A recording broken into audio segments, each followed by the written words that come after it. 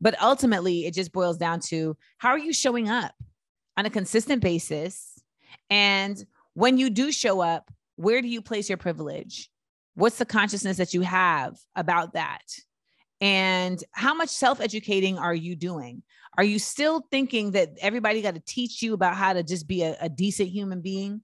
Because that right there is a great way for you to identify if you're a co-conspirator or an ally. When I had an agent hit me up and ask me to give them a list of books to read on discrimination and whatnot, during that Tuesday that everybody put up black squares, I was like, so that's actually how that video with me saying, I don't got the time, I'm on my trampoline. That's how that video happened. That video happened because an agent had called me and asked me to give her a list of books to read because she was taking the day off the next day along with the rest of the company to support Black people. And I was like, so even in your trying to support quote unquote Black people, you still want me to work for you and be in service to you by providing you with a book list? You can't get that together yourself. You can't identify, some reading materials that are indicative of the work that needs to be done.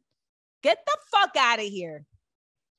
Get out of here. I was like, this is so silly. And she was like, Amanda, I'm not trying to offend you. And I was like, but you have offended me. You've offended me on the basics that you even need to read books about the discrimination of Black people in America. I'm not saying that there isn't a necessity for you to read books on specific things that have happened that have been swept under the rug, right? I mean, the fact that I just learned that there's, towns that were drowned, right? I didn't even know that was a thing that actually happened. That's definitely something that folks need to educate themselves about. But I'm gonna tell you, for so many of us Black folks, we need to be educated on the same things that these white folks need to be educated on, because nobody was learning about this shit in school, right?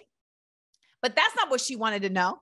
She wanted books on just like discrimination. I'm like, why do you not know this? Why am I your client and you haven't already done this type of research?